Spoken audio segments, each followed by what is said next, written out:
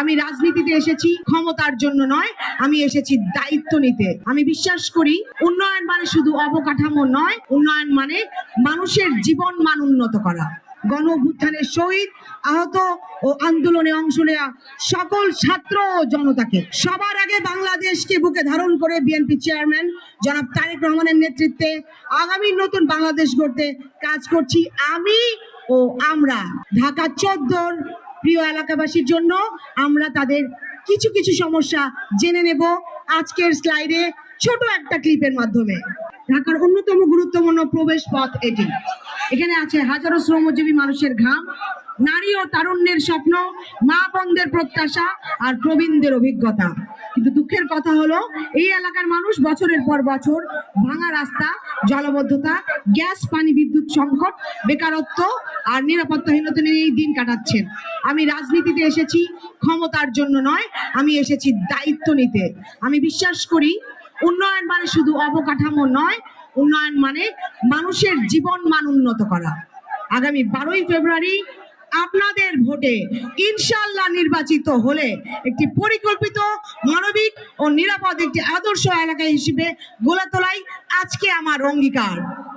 ঢাকা 14 আসনের প্রতিটি এলাকার রাস্তা, গলি ও ফুটপাত চলাচলের উপযোগী করে সংস্কার করা, জলাবদ্ধতা সমস্যার স্থায়ী সমাধানে খাল সংস্কার ও স্থায়ী ড্রেনেজ ব্যবস্থা তৈরি করা, নিরাপদ পানি, গ্যাস ও বিদ্যুৎ সেবা মানুষের দোরগোড়ায় পৌঁছে দেওয়া, বিএনপি কর্তৃক গৃহীত পরিকল্পনা অনুযায়ী ঢাকা 14 আসনের শিক্ষা প্রতিষ্ঠানগুলোতে শিক্ষার মান উন্নয়নে কার্যকরী উদ্যোগ নেওয়া, মাদক, সন্ত্রাস, চাঁদাবাজির বিরুদ্ধে শক্তিশালী প্রতিরোধ গড়ে তোলা হবে, কিশোর, তরুণ, যুব সমাজকে মাদক ও সন্ত্রাসের হাত থেকে রক্ষায় প্রয়োজনীয় উদ্যোগ গ্রহণ করা হবে, নারীর নিরাপত্তা ও মর্যাদা রক্ষায় জিরো টলারেন্স নীতিতে বাস্তবায়ন করা হবে এবং নারী উদ্যোক্তাদের জন্য প্রশিক্ষণ ও সহজ ঋণের ব্যবস্থায় উদ্যোগ নেওয়া হবে। ডেঙ্গু সহ মশা নিয়ন্ত্রণে স্থায়ী বিজ্ঞানসম্মত সমাধানের উদ্যোগ নেওয়া হবে। খেটে খাওয়া মানুষের আয় বাড়াতে তাদের কর্মসংস্থানের সুযোগ তৈরির ব্যবস্থা করা হবে। দুর্নীতিমুক্ত, স্বচ্ছ ও জনবান্ধব সেবা নিশ্চিত করব ইনশাআল্লাহ। পরিকল্পিত নগরায়ন, পরিচ্ছন্ন ও বসবাসযোগ্য ঢাকা 14 গড়ে তুলতে কার্যকর পদক্ষেপ নেব। এলাকায় আধুনিক ও স্বল্পমূল্যে চিকিৎসা ব্যবস্থা চালু করব এবং মাতৃসেবা নিশ্চিতের ব্যবস্থা করব ইনশাআল্লাহ।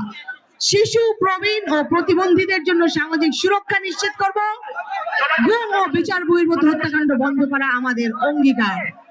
সাভারের বনগাঁও ও গাউদিয়া ইউনিয়নের সেতু নির্মাণে প্রথম উদ্যোগ গ্রহণ করা হবে ইনশাআল্লাহ। শিশু ও কিশোরদের জন্য খেলার মাঠ ও স্থানীয়দের জন্য বিনোদন কেন্দ্র, পর্যটন বান্ধব মিরপুর বোটানিক্যাল গার্ডেন ও চিড়িয়াখানা ইনশাআল্লাহ আমরাই সবাই মিলে গড়ে তুলব। 1971 সালের মহান মুক্তিযুদ্ধ ও জুলাই গণ অভ্যুত্থানে নিহত ও গুম ও খুনের শিকার সকল পরিবারের সাথে পাশে নিয়ে নিজেদের সর্বোচ্চটা নিয়ে তাদের সাথে দাঁড়াবো, তাদের পাশে দাঁড়াবো। ধর্ম, বর্ণ, দল, মত নির্বিশেষে সাম্প্রদায়িক সম্প্রীতি নিশ্চিত করবো ইনশাআল্লাহ। তরুণদের মেধা ও শক্তি এবং প্রবীণদের অভিজ্ঞতার সমন্বয়ে আধুনিক ও মানবিক একটি ঢাকা 14 গড়ে তোলা হবে। ঢাকা 14 আসনের এলাকাগুলো দ্রুত সমাধানের জন্য আমাদের লক্ষ্য থাকবে হটলাইনের মাধ্যমে অতি সত্বর কমিউনিটি সার্ভিসে কানেক্ট করা। জনপ্রতিনিধি হিসেবে নিয়মিত জনগণের সাথে সরাসরি মত বিনিময় করা হবে এবং আমি আপনাদের মাঝ থেকেই উঠে আসা আমি আপনাদেরই একজন প্রতিনিধি। প্রিয় ঢাকা 14 আসনের এলাকাবাসী এবং সমগ্র বাংলাদেশের মানুষের উদ্দেশ্যে আমি বলতে চাই, আজ বাংলাদেশ এক কঠিন সময় পার করছে। এই সংকট থেকে উত্তরণের জন্য প্রয়োজন সৎ নেতৃত্ব, সাহসী সিদ্ধান্ত এবং জনগণের প্রতি দায়বদ্ধতা। সেই নেতৃত্বের দিক নির্দেশনা দিচ্ছেন আমাদের সকলের প্রাণপ্রিয় নেতা বিএনপি চেয়ারম্যান জনাব তারেক রহমান। তাই তার নেতৃত্বেই আমরা গড়তে চাই একটি নতুন বাংলাদেশ। আমি আপনাদেরই মেয়ে, আপনাদের বোন, আপনাদেরই একজন।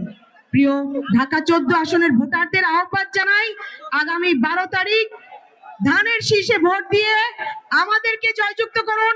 ধানের শীষে জয়যুক্ত করুন ইনশাআল্লাহ। আগামী 12ই ফেব্রুয়ারি ত্রয়োদশ জাতীয় সংসদ নির্বাচনে আমরা সকলে একত্রে সকাল সকাল উঠে ধানের শীষে ভোট দিতে যাব ইনশাআল্লাহ।